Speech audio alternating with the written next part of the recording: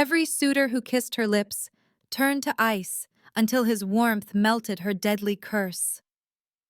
The starship Venture lurched violently, shuddering as it tore through the upper layers of Zephyra's icy atmosphere. Metal shrieked, the hull groaning with every buffet of turbulent wind. In the engine bay, Michael Reed's breath fogged the brittle air, each inhale burning with cold. His gloved hands darted over cracked control screens, icy condensation already crusting at the edges. Sparks fizzed from a ruptured conduit overhead. He ignored the pain of freezing knuckles and focused on the frantic display, thermal regulators threatening to collapse, life support on the verge of failure. "Reed!" Captain Lynch's voice thundered over the comms, distorted by static. "Stabilize those systems. We need power for descent, or we're dead in the water." "I'm on it," Michael snapped back. His words formed clouds before his lips. As alarms shrilled, he yanked open a maintenance panel, overriding frozen relays with a bypass cable. His unique physiology, cells efficient at resisting cold, a gift from a rare metabolic anomaly, let him work longer than the others. Still, the chill seeped through his bones. Outside, the viewports glowed with the pale, shifting light of Zephyra's atmosphere. The ship rolled, an engine sputtering. Michael watched numbers stabilize, felt the faint, hopeful hum of life support kicking back in. He slammed the panel shut. "Thermal regulators are holding," he called. "Brace for landing," Lynch barked. The deck bucked beneath them. Gravity flickered. With a deafening roar, the Venture skidded across Zephyra's surface, tearing furrows through crystalline snow. The hull screeched against jagged ice before grinding to a halt beside a forest of towering, shimmering spires. Silence pressed in. For a heartbeat, only the ship's damaged systems filled the void with their labored whirring. Michael exhaled. He flexed numb fingers and unlatched his harness, already eyeing the flickering life support readout. The ship was still dying, slowly but inexorably. Within the hour, Michael stood at the Venture's airlock, layered in insulated gear. Frost clung to his eyelashes. Captain Lynch appeared, jaw clenched, eyes rimmed red from the cold. "Reed, you're our best chance. The life support's on its last legs. Scout for anything, fuel, materials, local power sources. We'll keep a comm channel open." Michael nodded. He stepped into the howling wind, boots crunching on brittle, blue-white snow. The landscape shimmered with unnatural beauty. Crystal forests, jagged ice columns thrusting skyward, all bathed in ghostly moonlight. He pushed forward, the cold biting at the edges of his clothing, his breath a steady rhythm. After an hour's trek, he stumbled into a glade ringed by tall, jagged spires. At first, he thought the figures within were mere ice sculptures, strange, lifelike forms scattered through the clearing. He moved closer, brow furrowing. Faces. Bodies. Eyes wide, mouths agape in silent screams, arms outstretched as if reaching for something or someone. Each figure frozen mid-motion, crystalline and eerily preserved. A tremor ran up his spine. He was not alone. From the shadows, a figure emerged. Tall, ethereal, her skin a pearlescent shade of blue that seemed to capture and refract the moonlight. Platinum-silver hair cascaded over her shoulders, framing a face both beautiful and severe. High cheekbones, sharp jaw, lips stained a dark, violet hue. Her eyes, shadowed beneath arched brows, regarded him with wary intensity. Slender, pointed ears peeked from beneath her hair. She wore a robe of indigo silk, flowing and untouched by the cold, the fabric shimmering like liquid night. "Stay back," she warned, her voice a clear melodic chime that echoed through the ice. "For your own safety." Michael stopped, heart pounding. "Who are you?" She held up a graceful hand, gloved in frost. "It doesn't matter. You mustn't come closer. All who seek my touch are doomed to this fate." She gestured to the frozen forms around them, her tone heavy with sorrow. He forced himself to speak, desperate and sincere. "We crashed. There are hundreds of us stranded. We're not here to harm or to conquer. We just need help." Her dark lips parted, but no words came. A flicker of something, pain, crossed her features. She stepped back, retreating into the shadows. "Wait!" Michael called, but she was gone, her figure dissolving into the glade's icy gloom. Back at the crash site, Michael relayed his encounter to Captain Lynch, who listened with a furrowed brow. "She warned you off?" Lynch asked, skeptical. "She saved me by keeping her distance," Michael insisted. "And those figures in the glade, they were real, flash frozen. She said they were turned to ice." Lynch nodded grimly. "We'll proceed with caution. I'll organize a diplomatic party. If there are locals, we need their help, or at least their neutrality." By morning, Lynch led an away team through the crystalline forest, following Michael's directions. Soon they were intercepted by a group of Zephyrians, tall, translucent-skinned beings who radiated a subtle inner light. They were led to a crystalline settlement, where Elder Varen, robed in glassy white, regarded them with cool suspicion. "Strangers rarely bring fortune to Zephyra," Varen intoned, voice resonant and measured. "Why have you come?" "Our ship crashed," Lynch replied, hands spread in peace. "We seek only aid and understanding."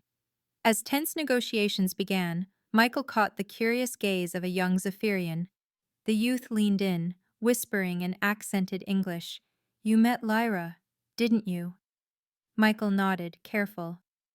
"She said she was dangerous."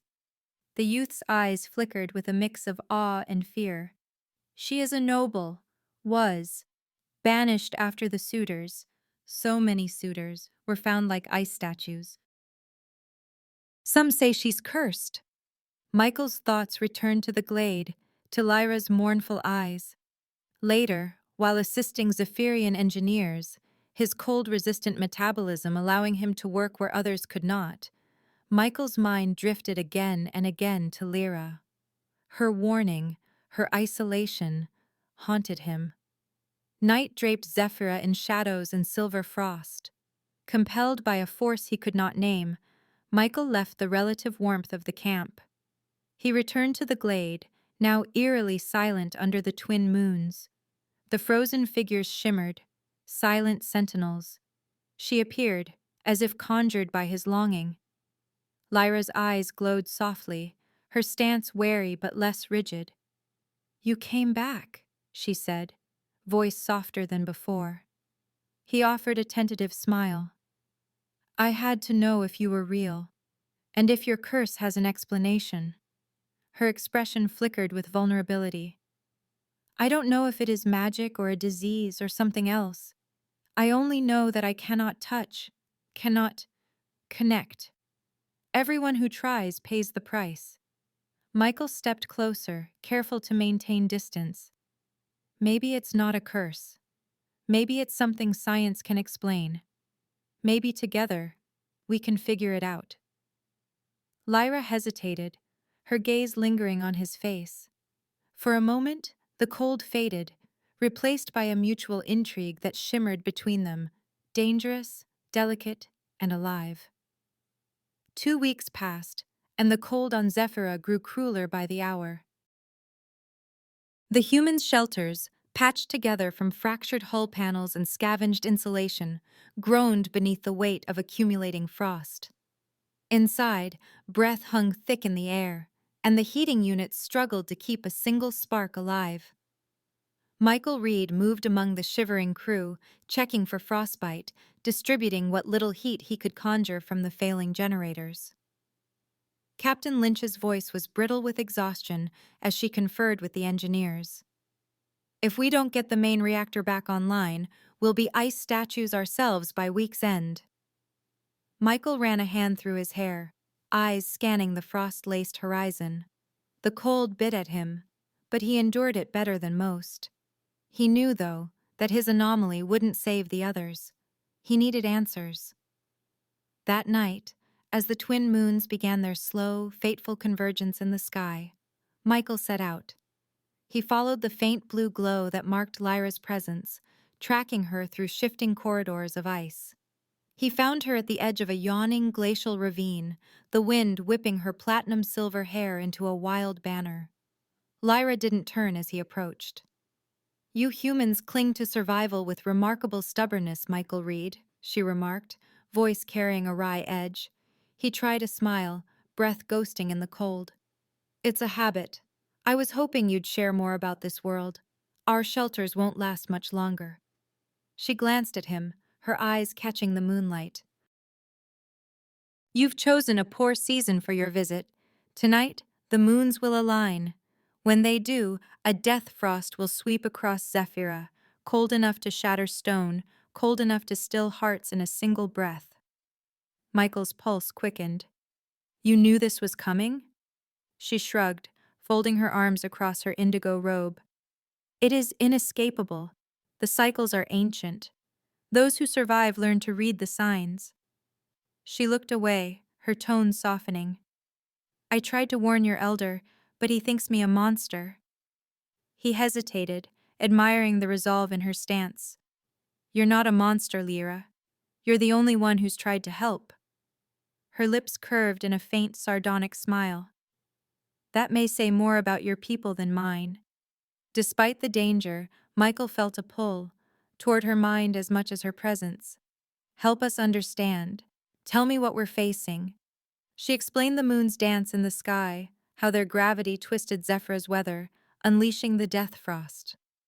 As she spoke, Michael saw the fierce intelligence in her eyes, the subtle vulnerability beneath her armor of wit. Over the next several nights, Lyra appeared at the edges of the human camp, always in the deep hours when the ice hummed beneath their feet. The guards watched her with suspicion, but Michael greeted her each time, drawing her into quiet, urgent conversations. She mapped weather cycles on cracked data slates, her slender fingers careful never to brush his. She described the ways the Zephyrians sheltered beneath the ice during the worst storms, and Michael listened, transcribing every word. They traded stories of Earth's warm rains and city lights, of Zephyra's crystal forests and moonlit hunts.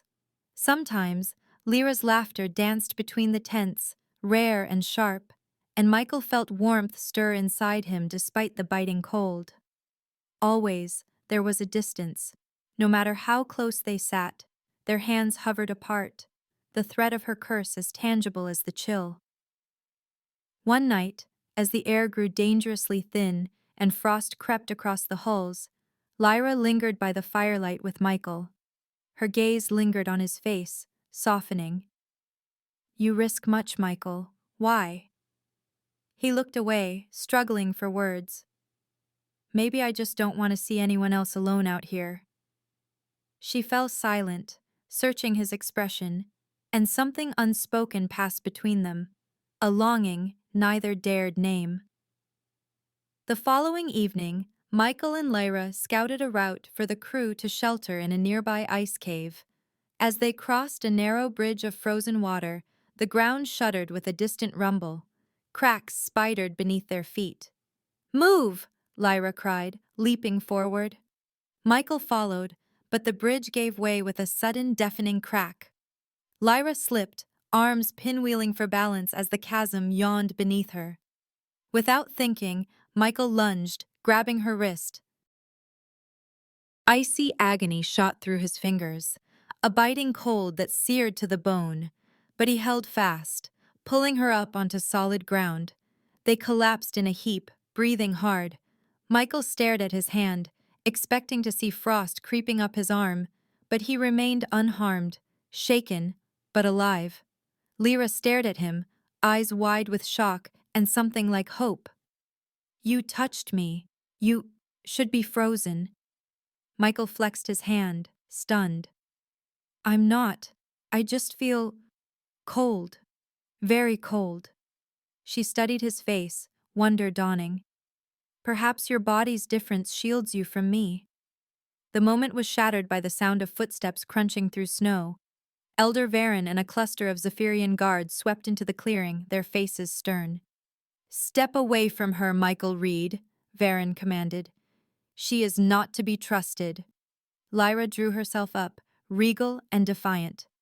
I am not your enemy, Elder, nor is he. Varen's gaze hardened. You have broken our laws. Return to your own. The guards ushered Michael back toward camp. As he left, he cast a final look at Lyra, her figure framed by the shimmering blue of the chasm. She held his gaze, her eyes alight with questions and the first spark of hope. Inside the medical tent, Captain Lynch's anger was a quiet, simmering thing. You risked everything, Michael. For what? He held her gaze. She's our best chance. She knows this world. Dr. Evans ran a scanner over Michael's arm, frowning at the readings. His body temperature drops when exposed to Lyra's touch, but his cells adapt. He might be immune to whatever afflicts her. Lynch's expression softened, calculation replacing anger. That could change everything. But you're not to see her again without my approval. Understood? Michael nodded, but his thoughts were already elsewhere. The next afternoon, as the camp huddled beneath tarps and flickering heaters, a Zephyrian messenger appeared. Saral, a young envoy draped in pale crystal armor. Saral bowed, extending a crystalline rod. Lyra requests a data module. She believes she can find a cure, for herself and for your people. Michael accepted the rod, slipping it into his coat. He waited until dusk before slipping away from the camp, moving along hidden paths Lyra had described. The world was eerily silent, the sky bruised with the oncoming storm. He found her in a hidden cavern, its walls alive with refracted light. She stood before a console, surrounded by data crystals and holographic screens. Records of Zephyrians, names, faces, freezing points, scrolled past in ghostly procession. Lyra's voice trembled as she handed him a crystal. These are the ones I touched. I tried to save them, tried everything. But the more I learned, the worse it became. Michael's eyes softened as he scanned the data. You kept these records.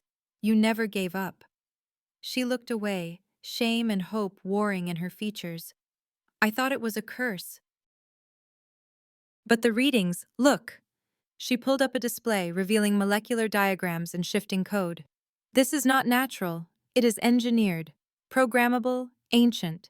Something is rewriting my biology. My touch transmits it. Michael's mind raced.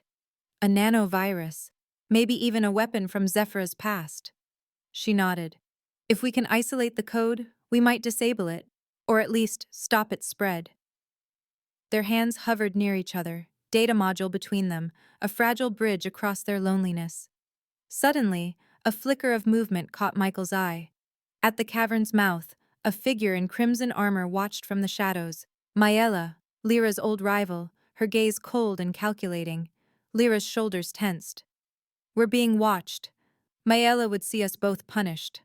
Michael closed the data module, voice low. We need to work faster. If she reports this, the others will never trust you. They parted hurriedly, Lyra vanishing into the ice tunnels as Michael made his way back toward camp. He had barely crossed the perimeter when the Venture's alarm klaxons erupted. Dr. Evans emerged, face pale. Michael, get inside. The sensors just picked up a storm front the likes of which we've never seen. Winds off the scale, temperature dropping by half in minutes. Michael turned to the horizon. The sky boiled with dark clouds, lightning flickering through sheets of falling snow. The death frost had come for them all. The council chamber crackled with tension, crystalline walls shimmering in the glow of Zephyrian lanterns. Michael stood with Lyra at his side, data module in hand, the eyes of both human survivors and Zephyrian elders fixed on them. The storm outside battered the city's outer shields with relentless force, distant thunder echoing through the ice. Michael's voice rang out, steady but urgent. We have evidence. Lyra's curse and the storm threatening both our peoples are connected. They're not natural, but relics of an ancient Zephyrian war. He activated the holodisplay. Code and diagrams flickered in the air, weather engines, atmospheric regulators, and the biodefense sequence that haunted Lyra's blood. Dr. Evans and Captain Lynch stood with him, translating technical terms for the uneasy human crowd. Lyra stepped forward, her presence regal. These machines were built long ago to defend Zephyra. The biodefense was never meant for me alone. It was programmed to repel any warm-blooded intruder. Elder Varen's expression twisted in disbelief. You would have us believe our ancestors cursed their own children? Maela, resplendent in crimson armor, strode forward. Her voice cut the air like a knife. Or perhaps it is the humans who have triggered these weapons with their meddling. They bring disaster, as invaders always do. Murmurs of fear swept through the Zephyrian delegates. A young engineer whispered, "If this is true, what else have the humans awakened?" Lynch bristled, stepping protectively in front of her crew. "We came seeking help, not conquest. The storm endangers all of us." Maela slammed her staff against the floor. "Enough. Until this crisis is resolved, the humans must be contained, and we require full access to their vessel's power core, now." Zephyrian guards moved in, weapons at the ready. The humans were herded toward a fortified annex, the chill of suspicion as biting as the wind outside. Michael caught Lyra's eye across the chamber. She nodded, a silent promise passing between them. Inside the quarantine, Michael, Evans, and Lynch gathered around a flickering diagnostic console. Jazz, Michael's old friend and the team's communications specialist, patched into local frequencies. Evans traced energy readings on the display. "Look, these surges match the bioweapon's signature.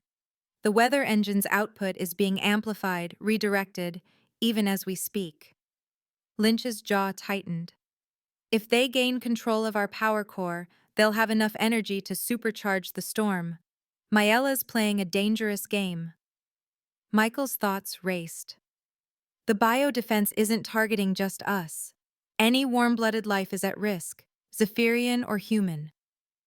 A tremor ran through the floor.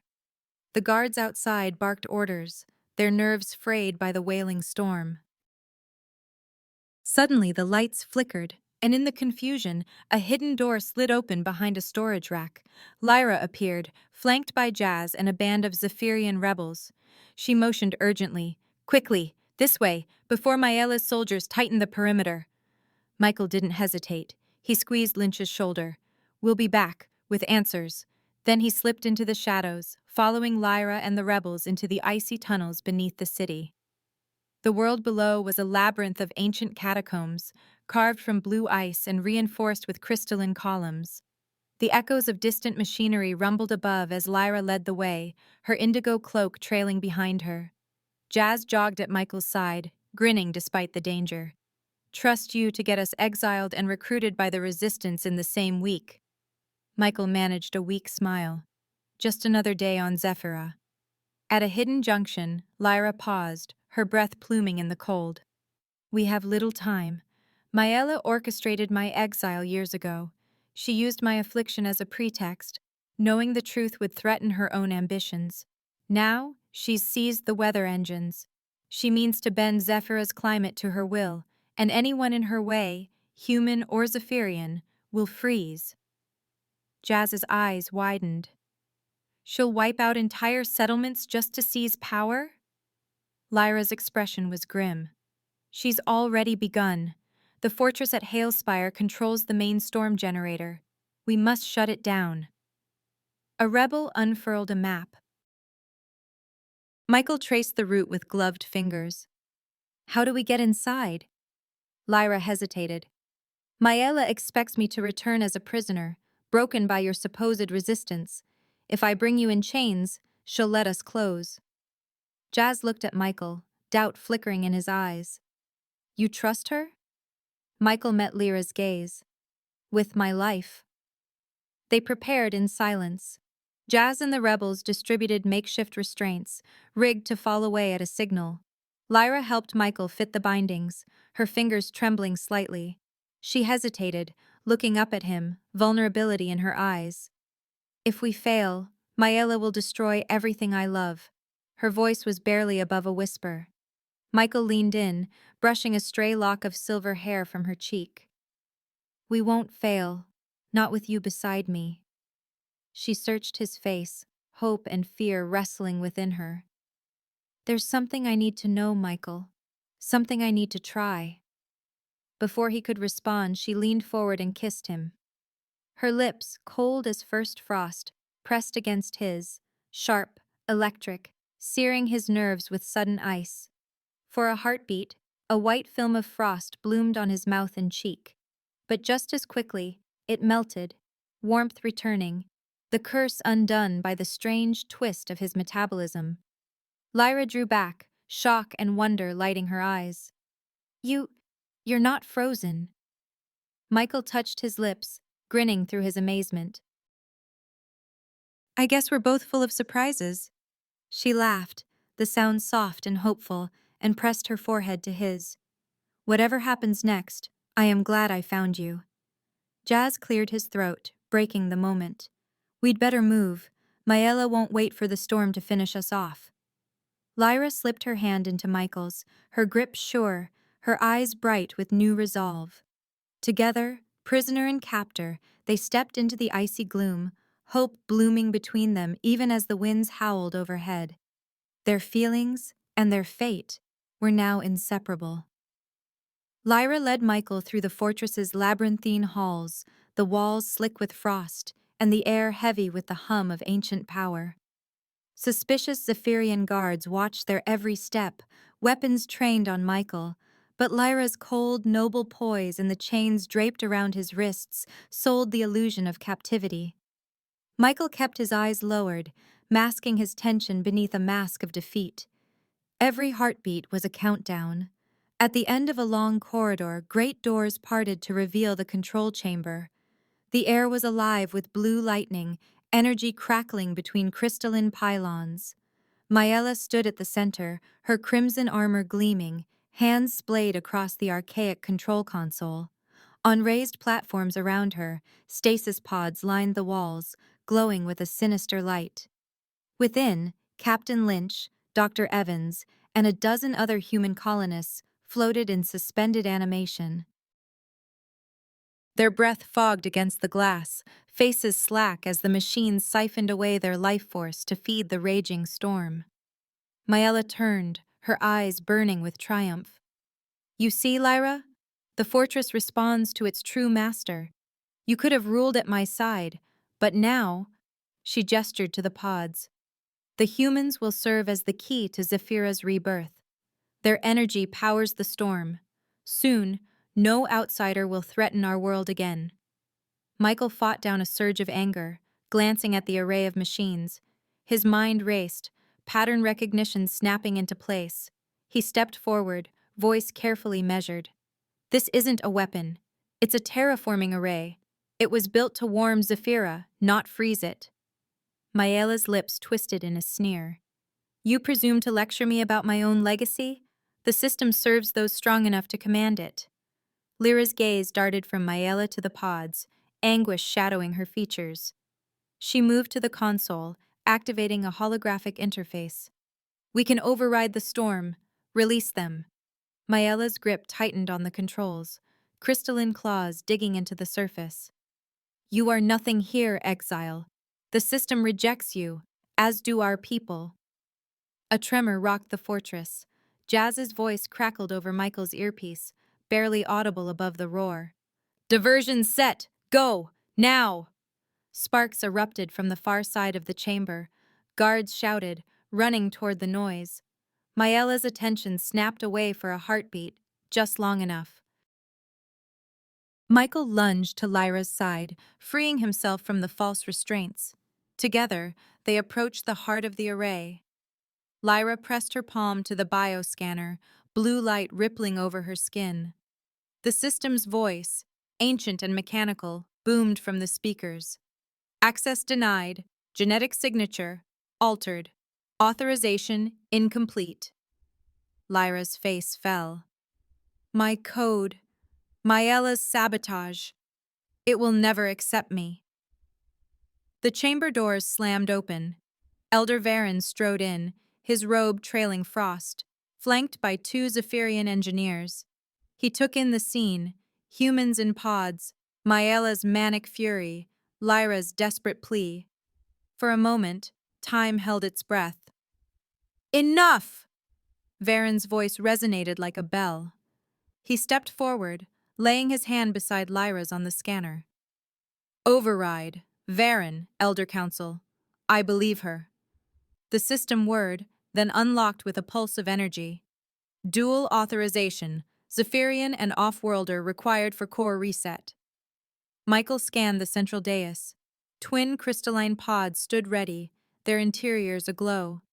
He understood in an instant. Only by linking human and Zephyrian minds could the ancient AI be reprogrammed. He looked to Lyra, voice low. This is it. We have to do it together. Her eyes met his, fierce with resolve. Are you ready? He smiled. With you, always. They climbed into the pods, glass shells sealing with a hiss. Metal tendrils snaked toward their temples. Michael's world blurred as energy surged through him, and suddenly, he was nowhere and everywhere at once. Within the neural interface, Michael found himself adrift in a sea of memories and code. Lyra's presence flickered beside him, her thoughts sharp and luminous. Around them, the fortress's AI loomed, a crystalline intelligence, shaped by centuries of war and peace. The AI's voice thundered in their minds. Intrusion detected. State your intent. Lyra stepped forward, her consciousness shimmering. We seek to end the storm, and to free both our peoples from your old commands. Michael sent his intent alongside hers. Hope, unity, survival.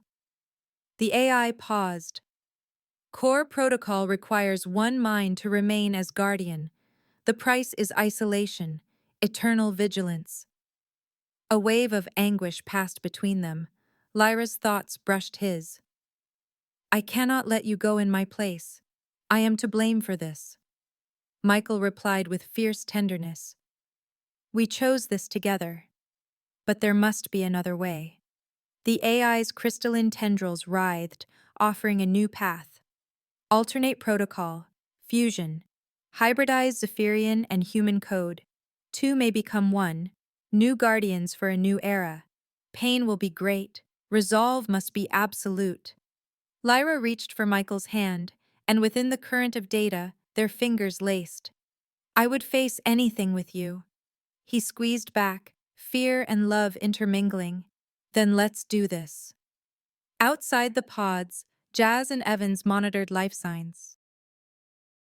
Evans watched the storm's signature drop, the fortress's output stabilizing. Vitals are spiking, but they're holding steady, Evans murmured, eyes glued to the display. Inside, agony blossomed as Michael and Lyra's minds and bodies were pulled apart and rebuilt, cell by cell, thought by thought. Memories spilled into each other. Childhood on Earth, the cold halls of Zephyra, every joy and every wound. Michael felt Lyra's loneliness, her banishment, her hope. Lyra saw Michael's stubbornness, his laughter, his longing for belonging. Their bodies shifted in the pods, skin flushing with strange iridescence, bones knitting anew. The AI's energy carved new pathways through them, knitting human and Zephyrian together. Michael gasped, his voice echoing in both their throats. Hold on, Lyra. We're almost through. Lyra's mind entwined with his, steady as a heartbeat. I will not let go. The pain peaked, then broke like a wave. The AI's voice boomed. Fusion complete. New guardians registered. System reset initiated. The storm outside faded, clouds peeling away to reveal the pale sky. The stasis pods powered down, releasing Lynch and the other humans, who stumbled free, blinking in disbelief. Within the control chamber, the crystalline pods hissed open. Michael and Lyra emerged, hands still entwined. Their features had changed, skin faintly shimmering, eyes alight with twin energies, neither wholly human nor Zephyrian. They stood together stronger than before. Jazz whooped, rushing to embrace them. Evans stared, awestruck. You did it. You saved us all. Michael looked to Lyra, feeling her pulse echo in his own veins. They smiled, hope blazing, their future forever intertwined, guardians not only of Zephyra, but of a new world born from both their peoples. The transformation completed in a burst of radiant energy, crystalline filaments glowing beneath Michael and Lyra's skin. Where human warmth and Zephyrian cool once clashed, now their bodies pulsed with an iridescent light, a living synthesis. Their eyes met, each pair a kaleidoscope. Michael's blue irises now shimmered with Zephyrian silver, while Lyra's once obsidian gaze reflected glints of Earth's sun.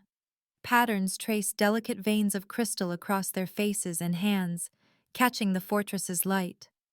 Outside, the storm that had threatened to tear Zephyra apart vanished, as if exhaled by the planet itself. The winds faded to a hush, and snowflakes fell gently, harmlessly, on the crystalline towers. Inside the control chamber, the fortress's ancient systems powered down to a tranquil hum. Stasis pods hissed open, releasing Captain Lynch, Dr. Evans, Jazz, and the other prisoners, their first gasps of air sharp and hopeful. Lyra and Michael stepped from their pods, hand in hand, crystalline energy pulsing softly between their joined fingers. Elder Varen's eyes widened at their appearance, awe and relief mingling on his face. Maella, stripped of her crimson armor and surrounded by rebels and human allies, stood defiant but cornered. Varen addressed the assembly, his voice echoing through the halls. Zephyra has seen enough of division. Lyra, you have bridged the unbridgeable. In you, and in Michael, both our peoples may find unity. Lead us, guide us, into this new world. Lyra's crystalline hand tightened around Michael's. She met Varen's gaze. I accept, but not alone. This world belongs to all who call it home. Maella was led away, her head held high but her defeat clear. Varen's decree was both merciful and just, exile, not destruction. Let her remember this era as one of compassion, not vengeance, Varen declared. The people nodded, moved by the promise of a new justice. Months passed, and Zephyra changed with the seasons. Where once the planet had been a frozen realm of isolation, now settlements flourished in the broadening temperate zones, green shoots piercing the snow. Humans and Zephyrians built together, houses of ice and glass rising beside gardens, their laughter echoing across fields thawed by a sun that felt less distant each day. At the heart of this renaissance were Michael and Lyra. Their crystalline-linked hands allowed them to interface with planetary systems, adjusting weather patterns, restoring old terraforming protocols, nurturing new rivers and lakes. Michael adapted to his new form with wonder, feeling Zephyra's pulse in every breath and heartbeat. Lyra moved beside him, her old loneliness replaced by a quiet strength, her mind and heart now deeply entwined with his. One afternoon, Michael joined Dr. Evans at the edge of a new settlement. Evans marveled at the readings. The habitable zone has doubled, soil chemistry's stable. If this keeps up, we'll have earth crops flourishing within the year. Michael smiled, crystalline patterns shimmering as he flexed his hand. It's not just the climate, it's hope. People see what's possible now. Evans nodded, studying Michael's altered features. And you? How does it feel, being this? Michael glanced down, his reflection shimmering in a patch of thawed ice. Different, but right. I feel Lyra's presence, her thoughts, her memories, sometimes even before she speaks. We're more than just a partnership now. Evans chuckled.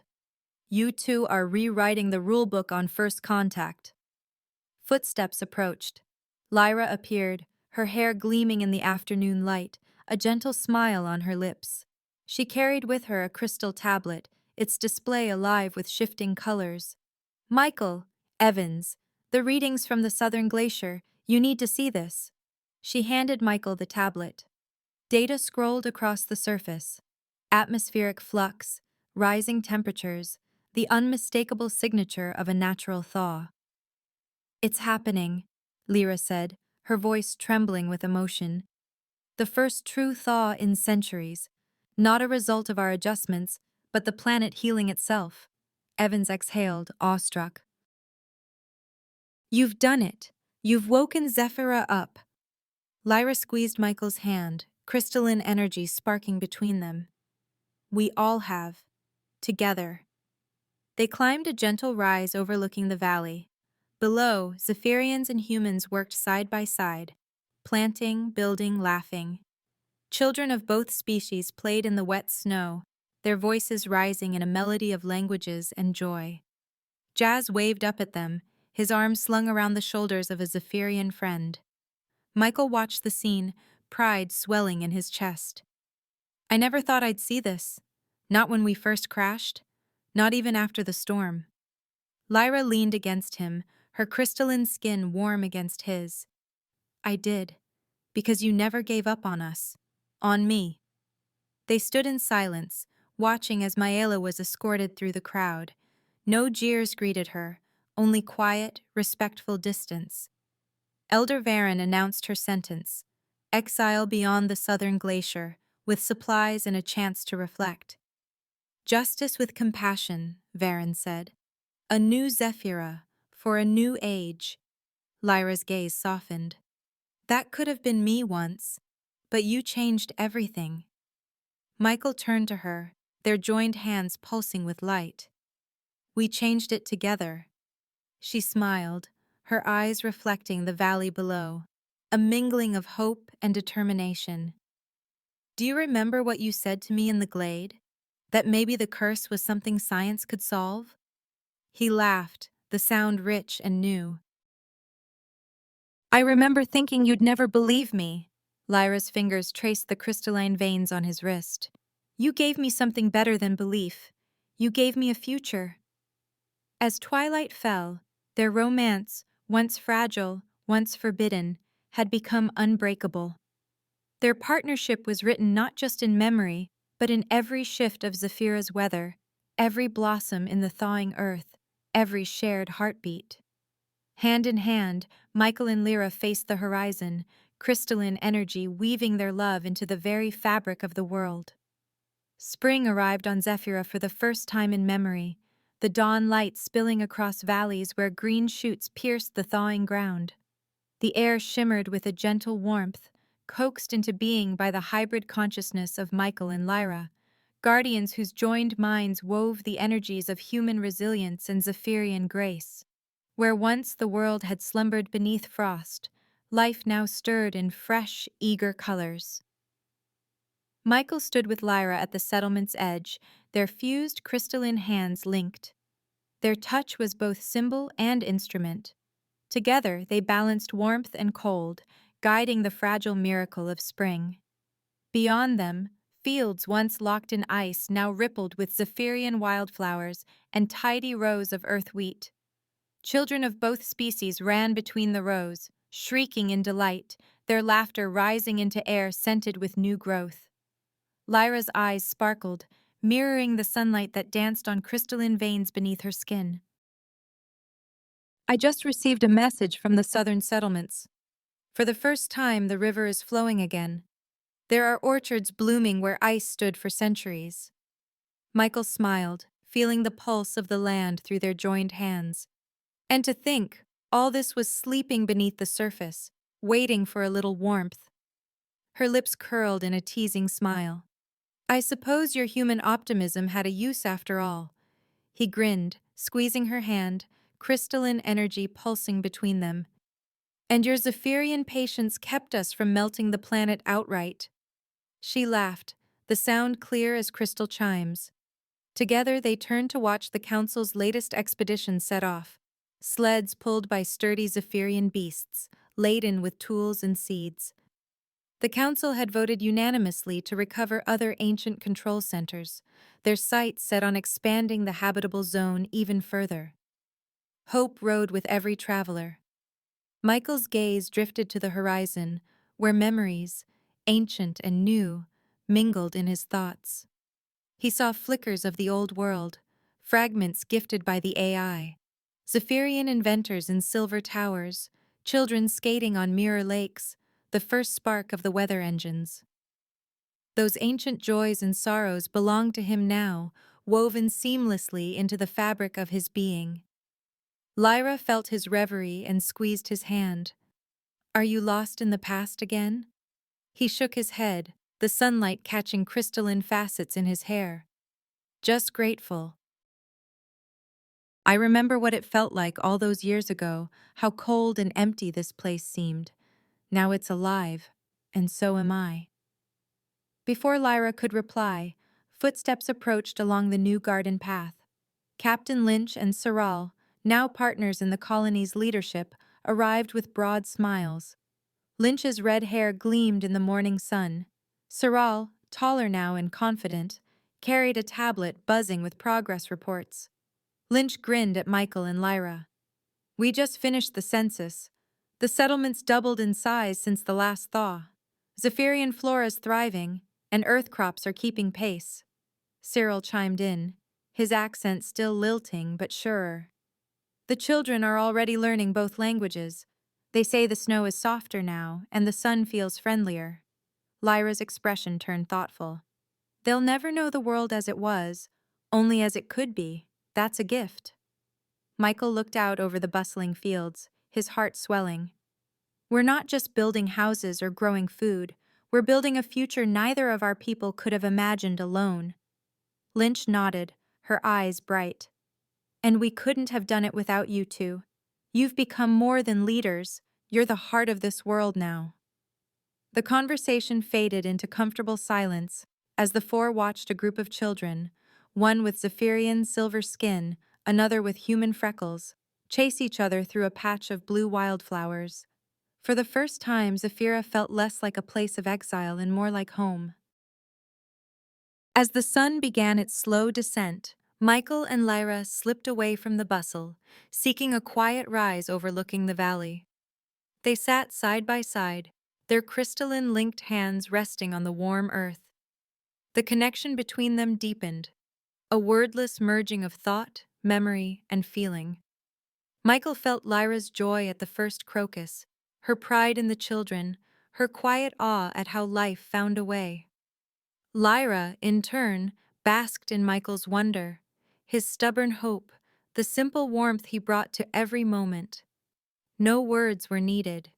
Their love had become something deeper than language, something woven into Zephyra itself.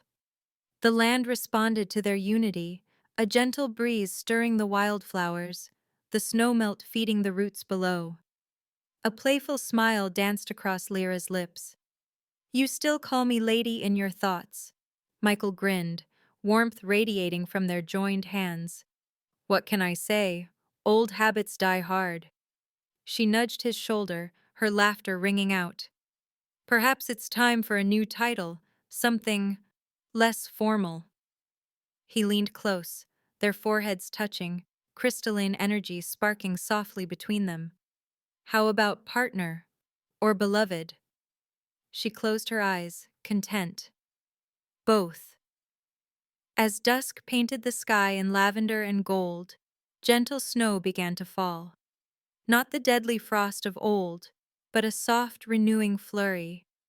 Each flake caught the fading light, glimmering as it drifted down to rest on fields of green and brown earth.